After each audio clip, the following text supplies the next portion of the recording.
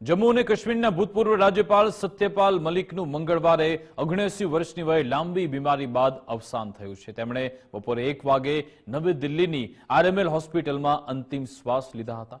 કિડનીની બીમારીના કારણે 11 મેથી હોસ્પિટલમાં તેમની સારવાર ચાલી રહી હતી।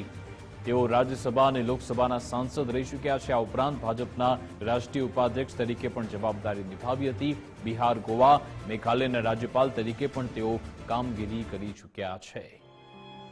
તો સત્યપાલ મલિક હવે આપણી વચ્ચે રહ્યા નથી। 79 વર્ષની વયે લાંબી બીમારી બાદ તેમનું અવસાન થયું છે। આ અંગે જાણકારી આપશે સહયોગી વિજય ફોનલાઈન પર જોડાઈ ગયા છે। જી વિજય।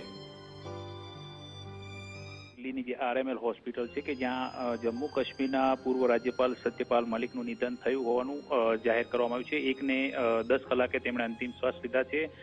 જોકે કિડનીની બીમારી સબબ તેઓ 11 મેથી દિલ્હીની હોસ્પિટલની અંદર સારવાર હેઠળ હતા, જ્યાં આજુ તેમનું સારવાર દરમિયાન નિધન થયું છે। પરંતુ તેમની જે રાજનીતિક કરિયરની વાત કરીએ તો મૂળ ઉત્તર પ્રદેશના બાગપત જિલ્લામાં જન્મેલા સત્યપાલ મલિક છે કે તે રાજ્યસભાની અંદર, લોકસભાની અંદર સાંસદ પણ રહી ચૂક્યા છે। તેઓ સૌપ્રથમ તેમની રાજકીય કારકિર્દી છે ચૌધરી ચરણસિંહના નેતૃત્વમાં લોકદળની અંદર રાજ્યસભામાં ચૂંટાયા બાદ કરી હતી, અને ત્યારથી 1984માં તેઓ કોંગ્રેસમાં જોડાયા અને 86માં ફરીથી રાજ્યસભામાં ગયા હતા। પરંતુ તેઓ લોકસભા મત વિસ્તારમાં અલીગઢથી ખાસ કરીને ચૂંટણી જીતતા હતા। કેન્દ્રીય સંસદીય કાર્યમંત્રી અને પર્યટન રાજ્યમંત્રી તરીકે પણ તેઓ કામગીરી કરી ચૂક્યા છે। આ ઉપરાંત તેમણે રાજ્યપાલ તરીકે પણ પોતાની જવાબદારીઓ નિભાવી હતી। તેની અંદર બિહાર, ઓડિશા, ગોવા, મેઘાલયના રાજ્યપાલ તરીકે પણ તેમણે કામગીરી કરી હતી। અને સૌથી અગત્યનું એ છે કે આજે જોગાનુજોગ જમ્મુ કાશ્મીરની અંદર કલમ 370 નાબૂદીની 6ઠી વર્ષગાંઠ પણ છે, અને જે તે સમયે જ્યારે આ નિર્ણય લેવાયો હતો ત્યારે જમ્મુ કાશ્મીરના રાજ્યપાલ તરીકે સત્યપાલ મલિક જ જવાબદારી નિભાવતા હતા।